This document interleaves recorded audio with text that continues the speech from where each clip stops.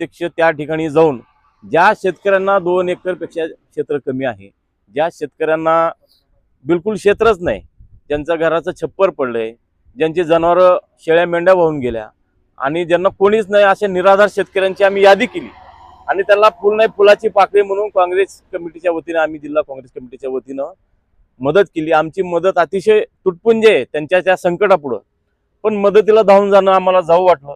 मला या ठिकाणी एवढंच सांगायचं आहे, आमचं मदत कार्य तर सुरूच आहे, पण या जिल्ह्यामध्ये दानशूर लोक आहेत, मोठ्या मोठ्या संघटना असतील, बँकेचं क्षेत्र, अनेक बँका या जिल्ह्यामध्ये आहेत, मोठे मोठे उद्योजक आहेत, मोठमोठ्या कंपनी आहेत, त्यांनी त्यांचा CSR फंडाचा उपयोग आता या मदत कार्यासाठी करावा असं मी या ठिकाणी आवाहन करतो।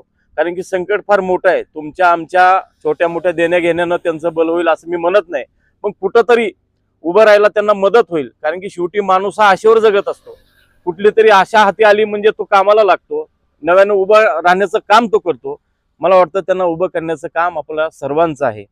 या ठिकाणी त्यांना धान्याची किट असेल, किराणा माल असेल, त्यांचं अंथरूण पांघरूण असेल, किंवा आता सोयाबीनचा सीझन तोंडाला आहे, जी काही थोडं बहुत माल मिळेल त्यासाठी त्यांना ताडपत्री लागेल, जी काही मदत लागेल, शैक्षणिक साहित्य लागेल त्यांच्या लेकरा बाळांसाठी, ते करणं आता गरजेचं आहे। दानशूर जिल्हा आहे आपला, मोठ्या ताकदीनं आपल्याला त्या लोकांच्या पाठीशी उभं राहणं गरजेचं आहे आणि त्यांना मोठ्या प्रमाणात ती मदत झाली पाहिजे।